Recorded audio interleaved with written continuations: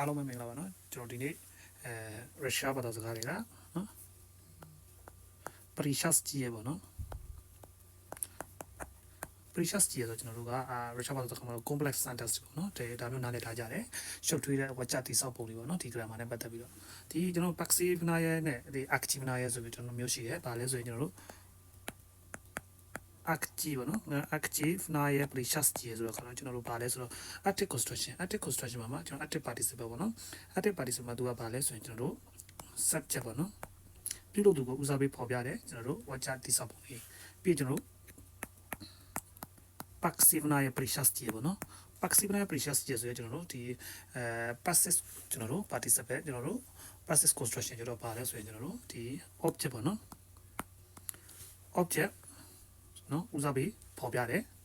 ကျွန်တော်တို့ပါလဲဆိုရင် object ကိုဦးစားပေးဖော်ပြတယ်ဝါကျတိဆောက်ပုံလေးပေါ့နော်ဒီမှာဆိုရင် subject နဲ့ object နော်ပါလဲဆိုရင်နော်ကျွန်တော်တို့ subject ကို construction object ကို construction ဟုတ်ပြီဒါလည်းပတ်သက်ပြီးကျွန်တော်တို့ကြည့်မယ်ဟုတ်ပြီဒါဆိုရင်ကျွန်တော်တို့နော်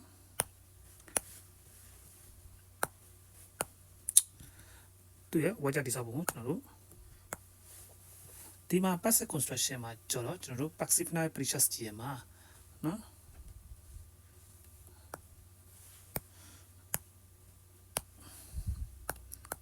်precious ကြီးကိုကျွန်တော်တို့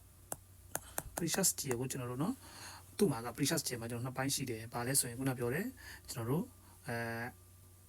active construction passive construction ပေါ့နော် active နာရဲ့ precious ကြီးရယ်ကျွန်တော်တို့ passive နာရဲ့ precious ကြီးရယ်ဆိုကျွန်တော်တို့နော်နှစ်မျိုးရှိတယ်ဒီမှာမှကျွန်တော်တို့နော် active construction passive construction သူ့မှာကျွန်တော်တို့က tense နှစ်မျိုးနဲ့တွားတယ် naстоящее время ပေါ့နော် naстоящее время ဆိုတော့ကျွန်တော်တို့ present tense ရယ်ကျွန်တော်တို့နော် pрошедшее время ဆိုတော့ကျွန်တော် past tense ရယ်ပြီးခဲ့တဲ့ကျွန်တော်တို့သင်ခန်းစာတွေကျွန်တော်သင်ပေးထားတဲ့သင်ခန်းစာတွေထဲမှာဘာတွေပြီးသွားပြီလဲဆိုရင် active နာရဲ့ precious ကြီးရယ်ကိုမှကျွန်တော်တို့နော် active နာရဲ့ precious ကြီးမှာ naстоящее время ပြီးသွားပြီ pрошедшее время တင်ပြီးသွားပြီပြီးရင်ကျွန်တော်တို့ဘာလဲဆိုရင် passive နာရဲ့ precious ကြီးမှာ naстоящее время တင်ပြီးသွားပြီအခုကျွန်တော်ဒီနေ့သွားမယ်ပုံစံက passive နာရဲ့ precious ကြီးမှာကျွန်တော် pрошедшее время ပေါ့နော်ဒီကောင်လေးကိုကျွန်တော်ဒီနေ့သွားမှာဖြစ်ပါတယ်ဟုတ်ပြီဒါဆိုရင်ကျွန်တော်တို့စလိုက်မယ်နော်ဟုတ်ပြီဒါဆိုရင်ကျွန်တော်တို့နော် passive နာရဲ့ precious ကြီးမှာဆိုရင်သူ့ရဲ့ကျွန်တော်တို့ပြောင်းလဲတဲ့ပုံစံတွေမှာကျွန်တော်တို့suffix ပုံစံပေါ့နော်၃မျိုးရှိတယ် suffix ပုံစံ၃မျိုးမှာကျွန်တော်ပထမတစ်မျိုးပါတယ်လဲဆိုရင်နော်ပထမတစ်မျိုးကကျွန်တော်တို့ye an yo an ဆိုပြီးတော့နော်နောက်တစ်မျိုးရှိတယ်နံပါတ်2ကကျွန်တော်တို့ဗာလဲဆိုရင် an ဆိုတဲ့ suffix တွေရှိတယ်နော်ပြီး suffix ဆိုတာကတော့ကျွန်တော်တို့စကားလုံးနော်ဝါကျတွေမှာစကားလုံးပြောင်းစကားလုံးတိဆောက်ဖို့စကလေးတွေပေါ့နော်ဟုတ်ပြီနောက်တစ်ခုကျွန်တော်တို့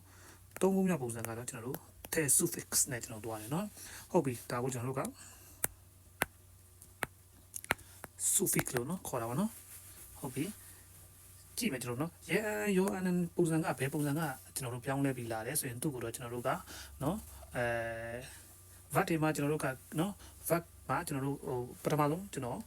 precious ကြီးရဲ့ active နဲ့ precious ကြီးရဲ့ကိုကျွန်တော်တို့နော် naстоящее время တုန်းကကျွန်တော်ပြောခဲ့တဲ့ဟာလေးရှိပါတယ် vat မှာ group က2မျိုးရှိတယ် group 1နဲ့ group 3ပေါ့နော်ဟုတ်ပြီဒီဟာဆိုရင်ကျွန်တော်တို့က group 1ပုံစံနဲ့ကိုတွားတယ် group 1ပုံစံနဲ့မှာ group 1ပုံစံ buff တွေလာလို့ရှိရင်ရောအန်ပြောင်းသွားတယ်ဆိုပြီးတော့ကျွန်တော်တို့တွေ့ရတယ်ဟုတ်ဘယ်လို group 1လဲဆိုတော့ကျွန်တော်ဘယ် စကားလုံးနဲ့ဆိုရင် vat group 1နဲ့ပါလဲဆိုရင်ကြည့်မယ်ရဲတဲ့မြက်ကစနဲ့စုံတဲ့ vat တွေပြီးရင်နောက်တစ်ခုကျွန်တော်တို့နော် e တဲ့မြက်ကစနဲ့စုံတဲ့ vat တွေနောက်တစ်ခုကျွန်တော်တို့ပါရှိသေးလဲဆိုရင်ကျွန်တော်တို့နော်တဲ့ e နဲ့စုံတဲ့ကျွန်တော်တို့ vat တွေဒီ vat တွေနော်ဒီစကားလုံး၃မျိုးလုံးနဲ့ဒီပုံစံ၃ခုနဲ့စုံပြီဆိုကျွန်တော်တို့က vat group 1နဲ့မှာပါတယ်ဟုတ်ပြီဒီ group 1နဲ့မှာပါတဲ့ vat တွေဆိုရင်နော်ဒီရဲရော suffix ကိုကျွန်တော်တို့ပြောင်းပြရတယ်ဟုတ်ပြီနောက်တစ်ခုကျွန်တော်တို့an suffixကတော့ကျွန်တော်ပါလဲဆိုရင် verb group 2ထဲမှာပါမယ်လို့ကျွန်တော်တို့မှတ်လို့ရတယ်။ဒါဆိုရင်သူက group 2မှာပါတဲ့ verb တွေကပါတယ်လဲဆိုရင်ဘယ်စကားလုံးနဲ့စုံလဲ။တဲ့မြတ်ကစနဲ့စုံတဲ့ verb တွေပြီးရင်ကျွန်တော်တို့နော်။ရာတဲ့မြတ်ကစနဲ့စုံတဲ့ verb တွေနော်။ဒါဆိုရင်ကျွန်တော်တို့တဲ့မြတ်ကစနဲ့စုံတဲ့ verb တွေရာတဲ့မြတ်ကစနဲ့စုံတဲ့ verb တွေဒီ verb တွေနဲ့ပါလို့ရှိရင်တော့ကျွန်တော်တို့က an suffix ကိုသုံးမယ်။ဟုတ်ပြီ။နောက်တစ်ခုကျွန်တော်တဲပေါ့နော်ဒီတဲနဲ့စုံတဲ့ဟာရတော့ကျွန်တော်တို့ကရုရှားဘာသာစကားမှာအများနဲ့မှတ်ရမှာရှိတယ် memorize တွေရှိတယ်ရှင်းချက်တွေရှိတယ်ဒီမှာတဲကျွန်တော်တို့အထူးပဲတဲဆိုတဲ့ suffix ကိုလည်းကျွန်တော်တို့ကအထူးမှတ်ရမှာဟာလေးပေါ့နော် ဒါလေးတော့တဲကတော့ကျွန်တော်တို့ပါလဲဆိုလို့ရှိရင်ပြီးရင်တဲနဲ့စုံတဲ့စကားလုံးတွေဆက်ပြီးတော့ပြောမယ်ဟုတ်ပြီဒါဆိုရင်ကျွန်တော်တို့ကဒီမှာကျွန်တော်တို့နော် Nasta ရဒါကအခုကျွန်တော် pressure ချက်premier ပေါ့နော် pressure ကြီးရဲ့ pack safe ရဲ့ premier ကိုကျွန်တော်ပါလဲဆိုရင်နော် pressure ချက် premier ပေါ့နော်ဟုတ်ပြီ pressure ကြီးရဲ့မှာကျွန်တော်တို့ကနော် pressure ချက် premier pasta ပေါ့နော် pasta ဟုတ်ပြီ pasta နော် pressure ချက် premier pasta မှာကျွန်တော်တို့က pressure ကြီးရဲ့နော် pack safe ရဲ့ဖြစ်တဲ့အတွက်ကျွန်တော်တို့က object ကိုဦးစားပေးဖော်ပြမယ်နော် object ကိုဦးစားပေးဖော်ပြမယ်ဒါဆိုရင်ကျွန်တော်တို့နော်ဒါလေးမြင်ပို့ပြီးတော့မှတ်တာလွယ်ပါတယ်နော်ဟုတ်ပြီ pasta ကိုသုံးမှာဖြစ်တဲ့အတွက်ကျွန်တော်တို့က verb တွေဟုတ်ပြီ verb တွေမှာကျွန်တော်တို့ကဂလာကောပေါ့နော် verb ကောဂလာကောလို့ခေါ်တာပေါ့နော်အင်္ဂလိပ်လိုရုရှားလိုရောကုန်နေတူပါတယ်ဂလာကောမှာကျွန်တော်ဘယ်လိုဂလာကောတွေကိုဒီကျွန်တော်တို့ passive နဲ့ precious ကြီးမှာသုံးလဲဆိုရင်နော်ဟုတ်ပြီကျွန်တော်ဂလာကောကို pre-hot နဲ့ဂလာကောလို့ခေါ်တယ် verb တွေကိုသုံးတယ်ဗာလဲဆိုရင် pre hot နော် pre-hot နဲ့ဂလာကောလေးပေါ့နော် pre-hot နဲ့ဂလာကောလေးဆိုတော့ကျွန်တော်တို့ကဘယ်လိုလဲဆိုတော့ကျွန်တော်တို့vinny jenny purchase နော်ကျွန်တော်တို့ case 4နော် case 4မှာသုံးတဲ့ verb တွေ case 4မှာသုံးတဲ့ verb တွေကိုမှနော်ဘယ်လို verb တွေလဲဆိုရင် we back ထည့်စရာမလိုတဲ့ verb တွေကျွန်တော်တို့ we back ထည့်စရာမလိုဆို bis paratology ပေါ့နော်နော်ဒီကျွန်တော်တို့ we back သုံးစရာမလိုတဲ့ verb တွေအားလုံးကိုကျွန်တော်တို့က case 4မှာ free hot နေရ glagoli လို့ခေါ်တယ်နော် glagoli free hot နေရပေါ့နော်ဒီမှာဒါမျိုးတော့ရမယ်ဟုတ်ပြီဒါဆိုရင်ကျွန်တော်တို့ကကြည့်မယ်ကျွန်တော်တို့နော်ဒီ passive နဲ့ precious ကြီးမှာကျွန်တော် past tense ပုံစံမှာဆိုရင်ဟုတ်ပြီ past tense ဖြစ်တဲ့အတွက်ကျွန်တော်တို့ကverb ရဲ့ပုံစံကိုယူမယ်ဆိုရင်ကျွန်တော် on ပြောင်းလဲတဲ့ပုံစံကိုယူတယ်နော် on ပြောင်းလဲတဲ့ပုံစံကိုမှ on ကဘယ် tense လဲဆိုရင်ကျွန်တော်တို့နော် precious premier ဆိုတော့ကျွန်တော်တို့ past tense ကိုယူမယ်ဟုတ်ပြီ precious premier ပေါ့နော်အဲ့ဒါရဲ့ကျွန်တော်ဘာပေါင်းမလဲဆိုရင်ကျွန်တော်တို့ခုနပြောတဲ့အပေါ်က suffix ပေါ့နော် suffix ကဘာလဲဆိုရင်ကျွန်တော်တို့က an တို့ကျွန်တော်တို့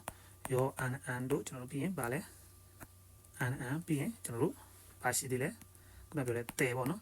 ဒါတွေပေါင်းမယ်ပြီးရင်တော့ကျွန်တော်တို့ကနောက်ကဘာကိုထပ်ပေါင်းမလဲဆိုရင်နော်precious ကြီးရဲ့သဘောတရားဖြစ်တဲ့အတွက်နော်ဤနော်အာယာအော်ရဲ့ဤရဲ့ပေါ့နော်ဒါမျိုးပေါ့နော်ဒါဆိုရင်ကျွန်တော်တို့ကနော်precious ကြီးဆိုတော့ကျွန်တော်တို့ချင်းလေးထပ်ပြီးတွေးရမယ်ဆိုရင်ဂလာဂေါနဲ့ကျွန်တော်တို့ဗာလဲဆိုရင်ပရိသရာနော်ဘယ်လိုပြောမလဲ verb ရဲ့ကျွန်တော်တို့ verb ရဲ့ adjective ရဲ့ပေါင်းထားတာပေါ့နော်ဒီနှစ်ခုပေါင်းထားတာကိုကျွန်တော်တို့က precious ကြီးလို့ခေါ်တာဟုတ်ပြီဒါဆိုကျွန်တော်တို့ဒါလေးကိုရပြီဆိုရင်ကျွန်တော်တို့ကြည့်မယ်နော်ဥပမာလေးတွေကျွန်တော်တို့တွားကြည့်မယ်ဟုတ်ပြီကျွန်တော်ပထမဆုံးခုနပြောတယ်ကျွန်တော်တို့ဒီမှာဒီ group 1ပေါ့နော်ဒီ group 1ရေရောပြောင်းလဲတဲ့ပုံစံလေးကိုတွားကြည့်မယ်ဟုတ်ပြီနော်ဒါဆိုရင်ရေရောပေါ့နော်ဟုတ်ပြီနော်ရောရေဒီပြောင်းလဲတဲ့ပုံစံလေးဒီ surface ပြောင်းလဲတဲ့ပုံစံမှာဆိုရင်ဟုတ်ပြီပထမဆုံးနော်သူကဘယ် verb တွေကနေပြီးတော့ကျွန်တော်လာလဲဆိုရင်ခုနပြောတယ်နော်ite miyakisna ဆိုတဲ့ verb 1ပြီးရင်ကျွန်တော်တို့ ite miyakisna နဲ့ဆုံးတဲ့နော် verb ပေါ့နော်ပြီးရင်ကျွန်တော်တို့ဘာရှိသေးလဲ ite miyakisna နော်yete miyakisna ပြီးရင်ကျွန်တော်တို့တဲ e နဲ့ဆုံးတဲ့ကျွန်တော် verb group 1ပေါ့နော်ဒီ group 1 verb တွေပေါ့နော်ဟုတ်ပြီဒါဆိုကျွန်တော်ကြည့်မယ်နော် group 1 verb တွေဆုံးတာဟုတ်ပြီပထမဆုံး ite miyakisna နဲ့ဆုံးတာတွေကိုကျွန်တော်တို့သွားကြည့်မယ် ite miyakisna နဲ့ဆုံးတာဥပမာအနေနဲ့ဟုတ်ပြီသူကျွန်တော်တို့က7 verb 300တာဖြစ်တဲ့အတွက်နော်ခုနကကျွန်တော်ပြောဖို့နော်မေ့နေခဲ့တယ်ဘယ်မှာလဲဆိုရင်ဂလာကောမှာ pre-hot နဲ့ဂလာကောလေးမှာကျွန်တော်တို့ bs pedagogy နော်suggestion v ပုံစံရှိတယ်ညဲ suggestion v ပုံစံရှိတယ်ကျွန်တော်တို့ကသုံးရမယ့်အမျိုးအစားက suggestion v ပုံစံကိုပဲသုံးရမယ်နော်ဟုတ်ပြီ suggestion v ပုံစံသုံးမှာဖြစ်တဲ့အတွက်နော် straw it ဒီစောက်တီသူ့ရဲ့ကျွန်တော်suggestion v ကပါ straw it ဟုတ်ပြီကျွန်တော် claim next နဲ့ဆုံးတဲ့ factor 1ဖြစ်တယ်ဟုတ်ပြီ pass straw it ကိုကျွန်တော်တို့နော်သူ့ရဲ့ past tense ကိုသွားလိုက်မယ် on ဆိုရင်ကျွန်တော်ဘာဖြစ်မလဲ on pa straw it နော် on pa straw it နော်ဟုတ်ပြီဒါဆိုရင်ကျွန်တော်တို့နော်သူ့ကို precious ကြီးပုံစံကိုပြောမယ်ဆိုရင်ဟုတ်ပြီ on pa straw it သူကကျွန်တော်တို့ကခုနပြောထားတယ်ဘယ်လိုပုံစံပြောထားလဲဆိုရင်နော် on past tense ပုံစံ precious ပြန်များပြီးရင်ကျွန်တော် suffix သွားမယ်လို့ပြောတယ်ဟုတ်ပြီ suffix ကပါလဲဆိုရင်ကျွန်တော်ရဲအန်ထည့်ရမလားရဲအန်ထည့်မှာကျွန်တော်ဒီမှာဆိုရင်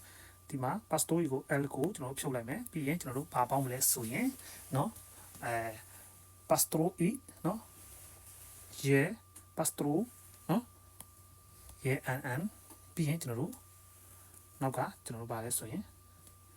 ဟုတ်ပြီဒါလေးကိုကျွန်တော်เนาะဒီခါလေးရေးလိုက်ပါမယ် ခါလေးရေးလိုက်မယ်ဆိုရင်ဘယ်လိုဖြစ်သွားမလဲဆိုရင် pastro ဆိုရင် pastro yanni ဆိုပြီးကျွန်တော်ဖြစ်သွားမယ် pastro yanni နော် pastro yanni ဟုတ်ပြီ pastro yanni ဟုတ်ပြီ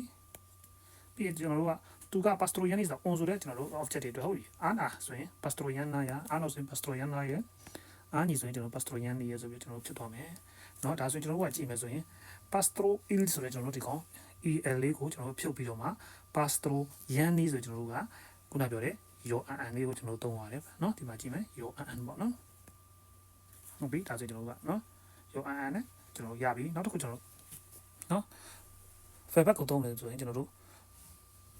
ဟုတ်ပြီ array shot ဆုံးဖြတ်တည်ဆိုရင်သူဟုတ်ပြီ array sheet ပေါ့เนาะဟုတ်ပြီ past time ကိုကျွန်တော်တို့က on ဘာဖြစ်မလဲဆိုရင် on array shield ပေါ့เนาะဟုတ်ပြီဒါဆိုကျွန်တော်တို့เนาะသူ့ကိုကျွန်တော်တို့က precious ကြီးရဲ့ပုံစံပြောင်းမယ်ဆိုရင် array shown နေဆိုပြီးတော့ဖြစ်သွားမယ်ဟုတ်ပြီဒါတော့ကျွန်တော်တို့က on အတွက် ration နာရ ration နာရ ration နေရဆိုပြီးကျွန်တော်တို့ဗာလဲသူ့ရဲ့เนาะ object on အာနီပုံမူတည်ပြီးတော့မှကျွန်တော်တို့ကဒါမျိုးပြောင်းသွားမယ်ဒီမှာဆိုရင် red sheet เนาะ red sheet ကနေပြီးတော့ကျွန်တော်တို့ကသူ့ကိုရေအန်ကိုကျွန်တော်တုံးထားတာကိုတွေ့ရမယ်ဒါကကျွန်တော် group 1ပုံစံနဲ့ဒီရေအန်ပုံစံလေးကိုတွားတာတွေ့ရမယ်ဟုတ်ပြီနောက်တစ်ခုကျွန်တော်เนาะဤတဲမြက်ကစနာပြင်ကျွန်တော်တို့ကเนาะတဲ e နဲ့ဆုံးတဲ့ verb လေးတစ်ခုလောက်တွားကြည့်မယ်ဟုတ်ပြီ p 3 VSG ပေါ့နော် PDVSG ဒါ7ပေါ့နော်ဟုတ်ပြီ PDVSG ကိုကျွန်တော်ကနော်ဘာသာပြန်တယ်ဟုတ်ပြီသူ့ကိုကျွန်တော်တို့ကသွားမယ် on pasta ဆိုရင် PReview ပေါ့နော် on PReview နော် on PReview ဖြစ်တဲ့အတွက်ကျွန်တော်တို့က precise ခြေပုံစံမှာ P ဘာဖြစ်မလဲ PReview နေဆိုဖြစ်သွားမယ်ဟုတ်ပြီဘာလို့ PReview နေဖြစ်တယ်ဟုတ်ပြီဒီမှာဆိုသူ on ဆိုရင် PReview နေအာနာ PReview နာရအားလို့ဆိုရင် PReview နာရအားညီဆိုရင် PReview နေရဆိုပြီးဖြစ်သွားမယ်ဟုတ်ပြီဘာကြောင့်ဒီမှာ PReview နေဖြစ်လဲဆိုရင်ကျွန်တော် PReview ကြီးရဲ့ကျွန်တော်တို့ on ပုံစံကိုနော် PReview ဖြစ်သွားတယ်ဟုတ်ပြီသူ့ရဲ့ကျွန်တော်တို့ကရာသီဝါနာအားညီမိကျွန်တော်တို့ခွဲတဲ့ပုံစံပေါ့နော်ကရိယာအခွဲပုံစံမှာရာဆိုရင်ကျွန်တော်တို့ကဘာဖြစ်သွားလဲဆိုရင်သူကောင်ကနော်ရာဆိုရင် PReview နော် PReview ပေါ့နော်ရာ PReview ပေါ့နော်ဒီပုံစံကိုကျွန်တော်တို့ကမိညမ်းပြီးတော့ယူထားတယ်ဒီကျွန်တော် PReview ဂျွန်နီပြောင်းတဲ့ပုံစံကရာ PReview ဒီမှာရာ PReview နီးဆိုပြီးကျွန်တော်တို့မသွားဘူးရာ PReview ကလာ PReview ဂျွန်နီးဆိုပြီးကျွန်တော်တို့ကရောအန်ကိုကျွန်တော်သုံးထားတွေ့ရမယ်ဒါလေးတွေကကျွန်တော်တို့ဒီ precious ရဲ့ verb ကိုပြောင်းလဲတဲ့ပုံစံလေးတွေမှာမှားတတ်တာလေးတွေပေါ့နော်ဒါလေးကမှတ်သားထားရမှာဖြစ်တယ်နောက်တစ်ခုကျွန်တော်နော်ဘယ် verb ပုံစံကျန်သေးလဲကျွန်တော်တေးပုံစံသွားထားတယ်ဟုတ်ပြီရက်တဲ့မြတ်စတဲ့ဆုံးတဲ့ verb တွေထဲမှာကျွန်တော်တို့ပါရှိအောင်လဲ widget မြင်တယ် widget မြင်တယ်ဒါကျွန်တော် case ပုံမှာသုံးတဲ့ verb တွေပေါ့နော် jet ပေါ့နော်ဟုတ်ပြီရက်တဲ့မြတ်စတဲ့ဆုံးတဲ့သူ့ကိုကျွန်တော်တို့နော် on နဲ့ past tense ကိုရင်ပြောင်းမယ် on widget on widget မြင်တယ်ဟုတ်ပြီသူ့ကို precious ရဲ့ပုံစံပြောရင် OV Jan နေပေါ့နော် OV Jan နေဟုတ်ပြီ OV Jan နေကျွန်တော်တို့အာနာဆိုရင် OV Jan နာရအာနာဆိုရင် OV Jan နာရအာနီဆိုရင်ကျွန်တော်တို့ OV Jan နေရဆိုဖြစ်တယ်ဒီမှာဆိုရင်တော့ကျွန်တော်တို့ကရဲအန်နဲ့ပြောင်းထားတယ် OV Gel ကျွန်တော်တို့ alcohol ဖြုတ်တယ်ထို့တူပဲသူက alcohol ဖြုတ်တယ်နော် alcohol ဖြုတ်တယ် ration နေပေါ့နော်ဒါလေးကကျွန်တော် LEL လေးတွေကိုကျွန်တော်တို့ကဖြုတ်ပြီးတော့မှနောက်က suffix ပေါင်းတယ် suffix ပေါင်းပြီးတော့မှနောက်ကကျွန်တော်တို့ကဒီမှာ ER ရ or ရ E ရဆိုတဲ့ကျွန်တော် adjectiveပုံစံကျွန်တော်တို့အဆုံးတက်လေးတွေကိုကျွန်တော်တို့ထည့်ပေးရဲဒါဆိုရင်တော့ကျွန်တော်တို့ကနော် precious ကြီးရယ် passive နဲ့ precious ကြီးကိုကျွန်တော်ရောအန်ရဲ့ပြောင်းလဲတဲ့ပုံစံပေါ့နော်နောက်တစ်ခုကျွန်တော်ရဲ့နံပါတ်2နှစ်ခုမြောက်ကပါလဲဆိုရင်နော် anan suffix တွေပေါ့ anan suffix တွေကကျွန်တော်တို့က verb ကို group 2ကိုကျွန်တော်တို့ပြောင်းတယ်လို့ပြောတယ်ဟုတ်ပြီ verb group 2မှာကကျွန်တော်တို့ကဘယ်ပုံစံတွေပါလဲဆိုရင်ကျွန်တော် verb group 2မှာဆိုရင်ခုနပြောတယ်နော်အာတဲ့ next နဲ့ဆုံးတဲ့ verb တွေပါတယ်ရာတဲ့next နဲ့ဆုံးတဲ့ verb တွေပါတယ်လို့ပြောထားတယ်ဟုတ်ပြီဒါဆိုရင်ကျွန်တော်တို့ကအာတဲ့ next နဲ့ဆုံးတဲ့ verb တွေထဲမှာဥပမာအနေနဲ့လွယ်ကူဆုံး verb လေးဖြစ်တဲ့ jealous ပေါ့နော်ဟုတ်ပြီသူကကျွန်တော်7ပဲသုံးရတာဖြစ်တဲ့အတွက် jealous ပေါ့နော် jealous ပြုလုပ်သည်ပုံဆိုရင်ကျွန်တော်တို့ကဟုတ်ပြီ jealous နော် jealous ဟုတ်ပြီဒီမှာဆိုရင်တော့ကျွန်တော်တို့က precious ကြီးရဲ့ passive နဲ့ပုံကျွန်တော်ပုံစံကိုပြောင်းမယ်ဆိုရင် jealous ကနေပြော jealousနေဆိုပြီးကျွန်တော်တို့တွေ့ရတယ်ဒီမှာဆိုရင်ကျွန်တော်တို့က l ကိုဖြုတ်တယ်ကျွန်တော်တို့ an လေးပေါင်းတယ်ပြီးရင်ကျွန်တော်တို့ကနောက်က adjective ပုံစံ a r ရ o ရ နော် e ရဆိုပြီးတော့ကျွန်တော်တို့ဖြစ်တယ်ဒီမှာဆိုရင်တော့ကျွန်တော်တို့က an အဆုံး an suffix ကိုကျွန်တော်တို့လိုက်ထည့်ပေးတယ်နော်ဒါဆိုရင် stelani ဆိုပြီးကျွန်တော်ဖြစ်တယ်နော်ဒါဟုတ်ပြီဒါဆိုရင် stelat ပြီးရင်ကျွန်တော်တို့နော်ရတဲ့မြတ်ကစနာနဲ့ဆုံးတဲ့ verb တွေပေါ့နော်ဟုတ်ပြီဥပမာကြည့်မယ်ဒါဆိုရင်ကျွန်တော် passe yat ပေါ့နော် passe yat ကကျွန်တော်တို့ရတဲ့မြတ်ကစနာဆုံးတယ်သူကဘာလဲဆိုရင်ကျွန်တော်မျိုးစေ့ချတယ်နော်ကျွန်တော် site ပြိုးတာကိုကျွန်တော်တို့ပြောတာဖြစ်ပါတယ် on ဆိုရင်နော် on ဆိုရင်ဘာဖြစ်မလဲဆိုရင် on passeia နော်passe on passeia ဟုတ်ပြီကျွန်တော် ns ဆုံးနဲ့ passeia ဟုတ်ပြီဒါဆိုရင်တို့ကျွန်တော် precious ရဲ့ပုံစံကျွန်တော် passive နဲ့နော် precious ကိုပြောင်းမယ်ဆိုရင် passeien ဆိုဖြစ်သွားမယ်နော် passeien นี่ပေါ့နော် passeien นี่သူကဒီမှာ an နဲ့ပုံစံကိုကျွန်တော် suffix ကိုပြောင်းထားတယ်ပြီးရင်ကျွန်တော်တို့ ana တော့ဆိုရင် passeien နာရ ano တော့ဆိုရင် passeien နာရ ani တော့ဆိုရင် passeien นี่ရဆိုဖြစ်တယ်ဒီမှာ passeia on passeia အဲ့ကိုဖြုတ်မယ် passeien นี่ passeien နာရ passeien နာ passeien นี่ရဆိုပြီးကျွန်တော်ဖြစ်သွားမယ်နော်ဟုတ်ပြီဒါတော့ကျွန်တော်တို့က an နဲ့ suffix နဲ့ကျွန်တော်တို့အသုံးပြုရတယ်နော် group 2ပေါ့နော်အာတမြက်ကစနာဆုံးတဲ့ verb တွေရတမြက်ကစနာဆုံးတဲ့ verb တွေပုံစံပေါ့နော်နောက်တစ်ခုပါလဲဆိုရင်ကျွန်တော်တို့နောက်တစ်ခုကမှားမယ်ဟာလေးလို့ပြောထားပါလဲဆိုတဲပေါ့နော်တဲ suffix တွေပေါ့နော်တဲ suffix တွေမှာကျွန်တော်တို့ကဘာလဲဆိုရင် verb တွေမှာကျွန်တော်တို့သုံးပြီးတယ်ဥပမာတဲ suffix လေးကျွန်တော်တို့ဆုံးတဲ့ verb တွေဆိုရင်ကြည့်မယ်verb တစ်ခုပေါ့နော်ဥပမာ zavit ဆိုတော့ကျွန်တော်တို့ made ဟုတ်ပြီ zavit on ဆိုရင်ကျွန်တော်တို့သွားမယ်နော်ပုံစံတိုင်းပဲကျွန်တော် past tense တွေ on past tense ကိုယူမယ် on zabil နော်သူမင်းနေခဲ့တယ်ဟုတ်ပြီနော်ခု zabi တီဆိုပြီးကျွန်တော်တို့ကတဲမြက်ကစနာတဲ suffix နဲ့ပေါ့နော် zabi တီ zabi တာရ zabi တာရ zabi တီရဆိုပြီးဖြစ်သွားမယ်ဟုတ်ပြီနော်နောက်တစ်ခုကျွန်တော်တို့ atkri ပေါ့နော် atkri နော် atkri မှာကျင်းထိုးတူပဲ on ဟုတ်ပြီ atkri နော် atkri တီနော်ပါလဲကျွန်တော်တို့ဒီမှာဆိုရင်အာနာတော့ဆိုရင်အတခရီတာရအာနာတော့ဆိုရင်အတခရီတာရအာညီတော့ဆိုရင်အတခရီတေးရဆိုဖြစ်သွားမယ်ထို့တူပဲဒါကျွန်တော်တို့နော်ဖွင့်ပြီးနော်ပိတ်ပြီးဖွင့်ပြီးပေါ့နော်ဒီမှာဇာဘစ်ဆိုတာကျွန်တော်ပိတ်တယ်အတခရီဆိုတာကဖွင့်နေဟုတ်ပြီဒါကတော့ကျွန်တော်တို့နော်သူနဲ့ပတ်သက်ပြီးတော့ကျွန်တော်တို့ကတဲမြက်ကတဲ suffix ကိုနော်ဒီကျွန်တော်တို့တဲ suffix ပုံစံနဲ့ယူပြီးတော့အသုံးပြုရမယ် verb တွေကကျွန်တော်တို့ဒီpassive precious ကြီးရမှာကျွန်တော်တို့မှားရမယ် verb တွေရှိပါတယ်အဲ့ဒီ value တွေကတော့ကျွန်တော်ဒီမှာရေးပေးမယ်ဗာလေးလဲဆိုရင်ခုနပြောတယ်နော်zakri ပေါ့နော်ဒီမှာပုံနဲ့ zakri zabi ပေါ့နော်ဟို zabi ကမိတယ်အတခရီကဖွင့်နေဒီမှာကျွန်တော်တို့ဗာလဲဆိုရင် zakri ကကျွန်တော်ပိတ်တယ်နော်အတခရီနော်ဒီမှာရေးထားတဲ့ အတခရီဖွင့်နေပြီးရင်ကျွန်တော်တို့ ubit နော် ubit ဆိုတာကျွန်တော်တို့နော်တတ်တီဟုတ်ပြီနောက်တစ်ခုကျွန်တော်တို့ rasbit ပေါ့နော် rasbit ဆိုတာကျွန်တော်ဗာလဲဆိုရိုက်တာလို့ခွဲတာလို့ချိုးတာလို့ဒီ verb ကိုသုံးတာဖြစ်တယ်နောက်တစ်ခုကျွန်တော်တို့ဗာလဲ spiet နော်တရှင်းဆိုတယ်ပြီးရင်ကျွန်တော်တို့ verb တွေရှိသေးတယ်နော် spiet တရှင်းဆိုတယ်ပြီးရင်ကျွန်တော်တို့နော်panyat နားလေဒီပြီးရင်ကျွန်တော်တို့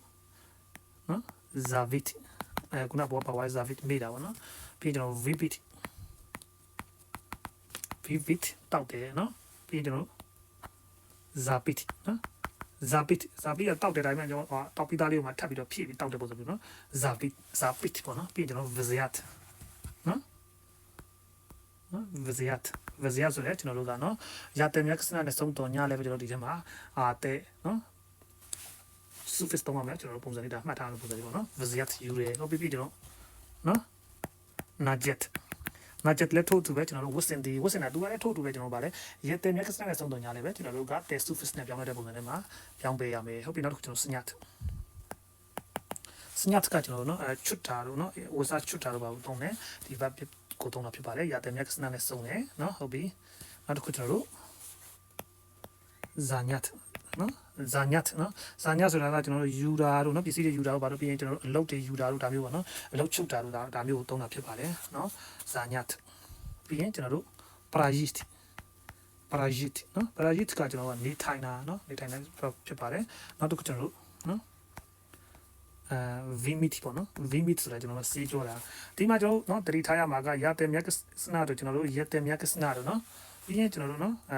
ဒီမှာဒီပုံစံတွေဖြစ်တော်ညာလည်းပဲ verb တွေကတော့အမျိုးမျိုးဖြစ်တော်ညာလည်းပဲကျွန်တော်တို့ဒီ verb တွေကိုကျွန်တော်တို့ကမှတ်ထားရမှာကဒီ verb အားလုံးကကျွန်တော်တို့ဒီ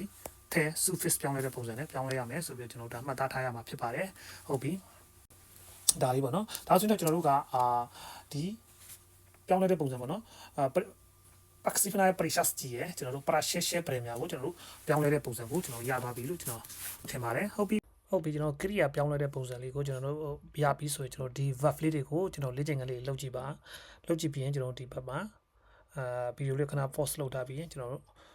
အဖြေလေးကိုပြန်ကြည့်လို့ရမယ် Activity precious ကြီးနဲ့ Paxifina precious ကြီးကိုကျွန်တော်တို့เนาะဒီမှာprecious ပြင်မှာဆိုတော့ past tense ပေါ့နော် past tense ကိုကျွန်တော်တို့ရှင်းပြီးတော့ကျွန်တော်တို့လေ့လာကြည့်မယ်ပေါ့နော်ဟုတ်ပြီဒါဆိုရင်ကျွန်တော်တို့ကနော် active နာရဲ့နော် precious ကြီးရဲ့နဲ့ကျွန်တော်တို့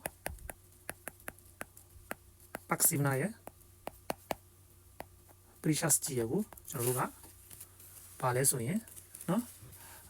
active precious နဲ့ passive precious တွေသူတို့ရဲ့ကျွန်တော်တို့က precious ပရများလို့ခေါ်တယ်ကျွန်တော်တို့เนาะဒီမှာရေးလိုက်မယ် past tense တွေကိုကျွန်တော်တို့ဒီမှာเนาะရှင်းထုတ်ပြီးလေ့လာကြည့်အောင်เนาะမှောင်သွားတယ်ဟုတ်ပြီဒီမှာဆိုရင်ကြည့်မယ်เนาะပထမဆုံးအနေနဲ့ဝတ်ကြပါဥပမာ eta after ဟုတ်ပြီဘယ်လိုလဲဒါကကျွန်တော်တို့ရှင်ဒါစာရေးဆရာဖြစ်တယ်ဒါကစာရေးဆရာဟုတ်ပြီဒါကျွန်တော်တို့ကဒါကစာရေးဆရာလို့ခေါ်ပြတာဖြစ်တဲ့အတွက်သူကကျွန်တော်တို့က active ဖြစ်မလား passive ဖြစ်မလားဟုတ်ပြီနော်နာပီစာနော်ရှိနာပီစာရှိပါနော်နာပီစာရှိkicks ပေါ့နော်ဒီစာပိုက်ကိုနော်ရေးတဲ့စာရေးဆရာဖြစ်တယ်ဒါတေချာပြီးကျွန်တော်တို့ကsubject ကိုဦးစားပေးဖော်ပြတာဖြစ်တဲ့အတွက်ကျွန်တော်တို့ကသူက active construction ဟုတ်ပြီဒါဆိုကျွန်တော် active construction ဟုတ်ပြီသူ passive construction နဲ့ကျွန်တော်တို့ကသူ့ကိုရေးကြည့်မယ်ကျွန်တော် passive precious နော်ဒီစာပိုက်ကိုရေးသားခဲ့တော့နော်နာဘီဆာရှိ past tense ဖြစ်တယ်ရေးသားခဲ့တော့ after နော်ကျွန်တော်တို့ကလည်းစာရေးဆရာဟုတ်ပြီဒါဆိုကျွန်တော်တို့က just ကိုကျွန်တော်တို့ကရှေ့ရပြန်ထုတ်လိုက်မယ်ဆိုရင်ကျွန်တော်တို့က passive ရဲ့ precious ရဲ့ passive construction နဲ့တွားမယ်ဆိုရင်ကျွန်တော်ဟုတ်ပြီeta ဘာဖြစ်သွားမလဲဆိုရင် just ပေါ့နော်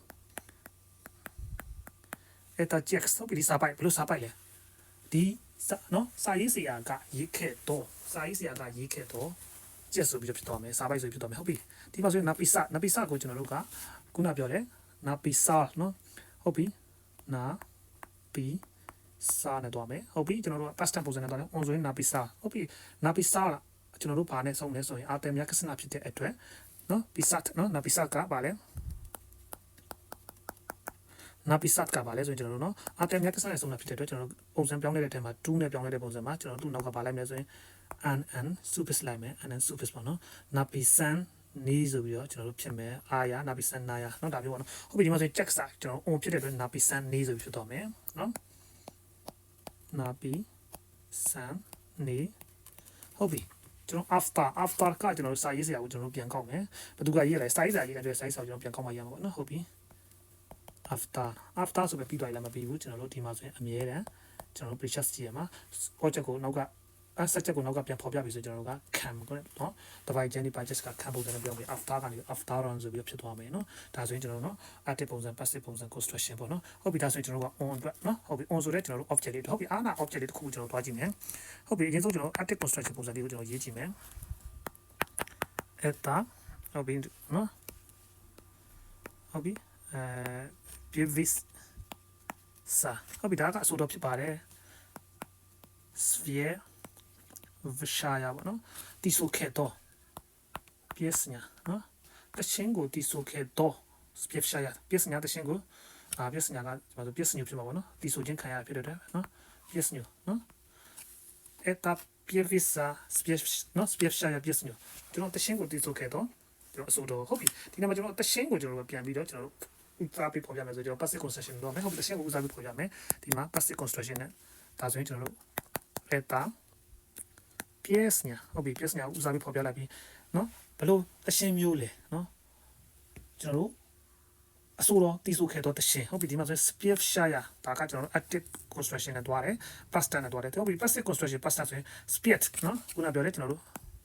spiet တီးဆိုတယ်เนาะခုနပြောတယ် spiet ကကျွန်တော်တို့က group 3ခုနပုံစံကျွန်တော်မှတ်မယ်ကြောင်းလဲပုံစံပေါ့နော် test supis ပုံစံနဲ့တွားတယ် test supis ပုံစံဖြစ်တဲ့အတွက် on spear နော်ပြီးရင် spear တီးဆိုပြီးကျွန်တော်တို့ဖြစ်တယ်နော်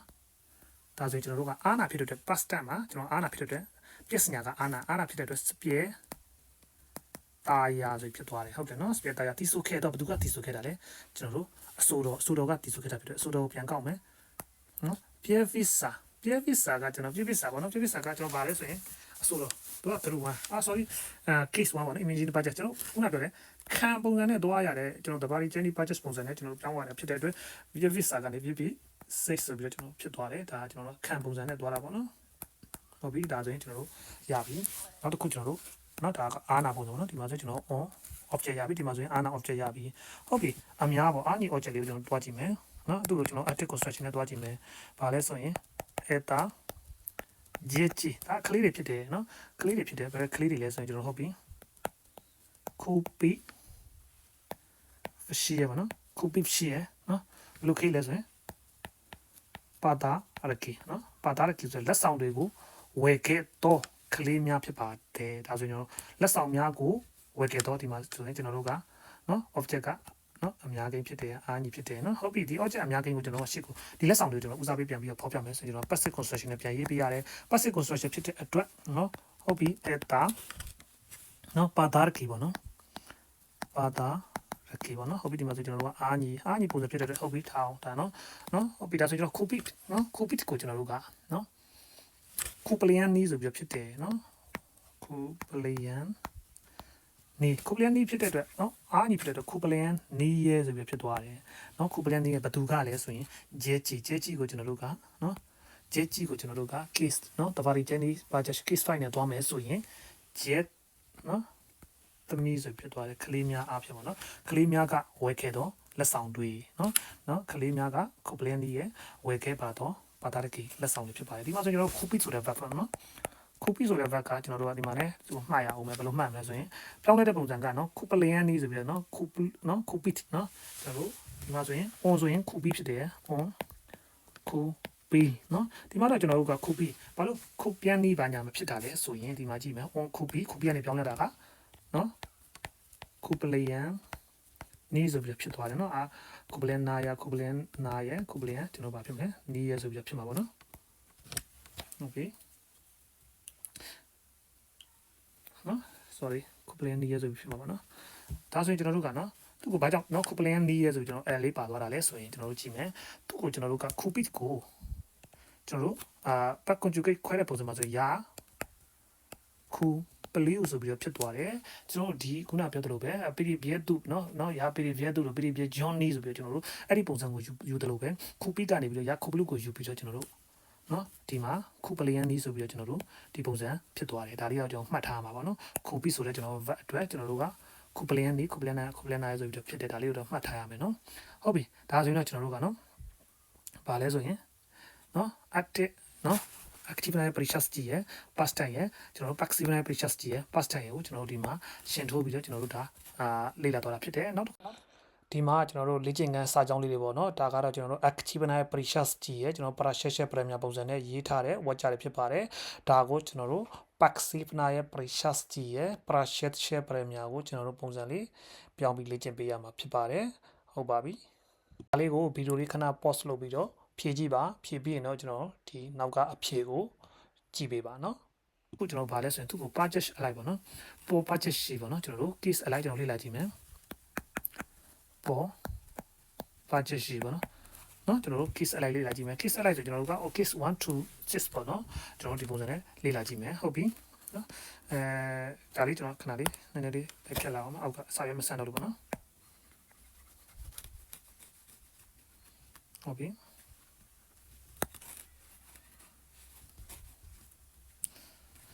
နော်ဒါလေးကနည်းနည်းလေးတော့ရှုပ်ပါတယ်ကျွန်တော်တို့ဒီ case တွေကနော် case ရဲ့ဒီ verb နော်ကရိယာကျွန်တော်တို့ပြီးလို့ရှိရင်နာမဝိသေသနာနှစ်ခုပေါင်းပြီးတော့သုံးရတဲ့ပုံစံဖြစ်တဲ့အတွက်သူ့ကိုကျွန်တော်တို့ကလည်းချုပ်တယ်လို့ထင်ရပါတယ်ချုပ်တယ်ဆိုပြီးမှလည်းသူကနော်ကျွန်တော်တို့တေချာလေးနားလည်ထိုင်တော့မချုပ်တော့ပါဘူးချုပ်တဲ့အပြင်မှာကျွန်တော်တို့က case အလိုက်ပြီးတော့မှပြောင်းလဲတာဖြစ်တဲ့အတွက်ကျွန်တော်တို့နော်ဒါလေးချုပ်တယ်လို့ထင်ရဟုတ်ပြီစသွားကြည့်မယ်နော်ပေါ်ပါချက်ရှိပါနော်ဟုတ်ပြီပေါ်ပါချက်ရှိဆိုရင်ကျွန်တော်တို့ case 1မှာဘယ်လိုသွားမလဲဆိုရင်နော် case 1ဆိုတာကျွန်တော်တို့ဖော်ပြချက်တည်တဲ့အတွက်ပဲသုံးတယ်အမီနာမတွေဖော်ပြချက်တည်တဲ့အတွက် case 1ကိုသုံးတယ်ဒါကဘာဖြစ်ပါလဲဒါကဟိုဟာဖြစ်ပါတယ်ပေါ့နော်ဟုတ်ပြီဒါဆိုကျွန်တော်တို့က eta နဲ့စတာအကောင်းဆုံး case 1တော့နော် eta citrat ဆိုတာ online အာနာလားကျွန်တော်အာနာနော် eta citrat နော်ဒါကဘာလဲကျွန်တော်လေ့ကျင့်တဲ့စာအုပ်ဖြစ်ပါတယ် cato รูยูเนาะဒီစာအုပ်ကိုဘာဖြစ်လဲ copy လေး share တာပေါ့နော်ဒါကစာအုပ်ဖြစ်ပါတယ်ဒီချင်းကစာအုပ်ဖြစ်ပါတယ်ကာတိုရီအဲ့ဒီစာအုပ်ကို copy လေးဝယ်ခဲ့ပါတယ်မနေ့ကဝယ်ခဲ့ပါတယ်ဒါကကျွန်တော်တို့เนาะ case 1မှာเนาะပုံမှန်ရုပ်ရှင်နဲ့ပေါ်ပြချက် watch တစ်ကြောင်းဖြစ်တယ်ဒါကိုကျွန်တော်တို့ကเนาะ Paxifnaya Precious ကြီးရဖြစ်တဲ့ကျွန်တော်တို့เนาะpast tense ပုံစံနဲ့သွားမယ်ကျွန်တော်တို့သူ့ရဲ့ကျွန်တော်တို့အင်္ဂါချက်တွေကြည့်မယ်ဆိုရင် eta chitrat ဗာလဲ object ကိုဦးစားပေးဖော်ပြတယ်ဒါဟုတ်ပြီဒါကျွန်တော် passive construction နဲ့ရေးလို့ရမယ်ဗာလဲဆိုရင် copy လေးကျွန်တော် past tense เนาะဝယ်ခဲ့တယ်ကျွန်တော် past tense เนาะကျွန်တော်ဒါဗာလဲ object ပေါ့เนาะဟုတ်ပြီဒါဆိုကျွန်တော်ကသူ့ကိုเนาะ precious ကြီးပုံစံနဲ့သွားကြည့်မယ်ဆိုရင်ဟုတ်ပြီဒါဆိုကျွန်တော်တို့ eta chitrat ဒါလေးချင်းကစာအုပ်ဖြစ်ပါတယ်เนาะဟုတ်ပြီဘယ်လိုလေးချင်းကစာအုပ်လဲဆိုရင်เนาะ copy ကနေကျွန်တော်တို့ control ဖြုတ်ပြီးတော့ copy ကနေဘာဖြစ်မှာလဲဆိုရင် chitra အားတာဖြစ်တဲ့အတွက် kuplayan naya ဆိုဖြစ်မယ်เนาะ kuplayan naya ပေါ့နော် kuplayan naya ဝယ်ခဲ့ပါတော့စာအုပ်ဗာလဲဘယ်တော့မှဝယ်ခဲ့တာလဲ share တာเนาะမနေ့ကဝယ်ခဲ့ပါတော့စာအုပ်ဖြစ်ပါတယ်ဒီလေးချင်းကစာအုပ်ကမနေ့ကဝယ်ခဲ့တဲ့စာအုပ်ဖြစ်တယ်เนาะဒါကကျွန်တော်တို့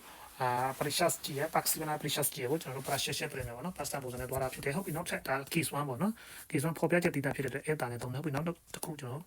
case 2ပေါ့နော် case 2ကကျွန်တော်ဘယ်ပုံစံနဲ့သွားမယ်ဆိုဟုတ်ပြီ bashkafo နော် shkafie မရှိမဟုတ်ပါဘူး shkafo ပေါ့နော် shkafo ကျွန်တော်ကြောင်းရင်းထဲမှာ net မရှိဘူးနော်ဗီဒီယိုပေါ့ဗီဒီယိုထဲမှာပေါ့နော်ဗီဒီယိုထဲမှာမရှိဘူးဗာလဲခုနပြောတယ် chitra ကိုတုံးကြည့်မယ်ဆိုရင် chitra ကြည့်နော်လေ့ကျင့်ခန်းစာအုပ်မရှိဘူးနော်ဗီဒီယိုထဲမှာလေ့ကျင့်ခန်းစာအုပ်မရှိဘူးဟုတ်ပြီဒါဆိုရင်မရှိဘူးအဲ့ဒီလေ့ကျင့်ခန်းစာအုပ်ကနော်ကာတိုရူယူနော်ကူပီလစ်ရှိတာပေါ့နော်မနေ့ကဝယ်ခဲ့တဲ့လေ့ကျင့်ခန်းစာအုပ်နော်ရှေ့တာမနေ့ကကူပီလစ်ဝယ်ခဲ့တော့နော်ချစ်တရာကြီးလေ့ကျင့်ခန်းစာအုပ်ကရှ်ကဖူကျွန်တော်တို့ဗီဒီယိုထဲမှာညက်မရှိဘူးဒါဆိုကျွန်တော်တို့ကျွန်တော်တို့ကအငင်းသဘောတွေเนาะမရှိတာတွေကျွန်တော်တို့ကပြောချင်တယ်ဆိုရင်ကျွန်တော်တို့ကပါတယ်ဆိုရင် case 2နဲ့တွားတယ်ဒါဟုတ်ပြီဒါသူ့ကိုကျွန်တော် case 2ပုံစံနဲ့တွေ့ရတာဖြစ်တယ်เนาะ case 1က image နဲ့ purchase case 2ကပါလဲကျွန်တော်တို့ already change purchase ပုံစံနဲ့တွားတာဖြစ်တယ်ဒါဆိုကျွန်တော်ကြည့်မယ် vashkafu ညက်ချစ်တရာကြီးဒါကိုကျွန်တော်တွားမယ်ဟုတ်ပြီပြန်ကောက်မယ် vashkafu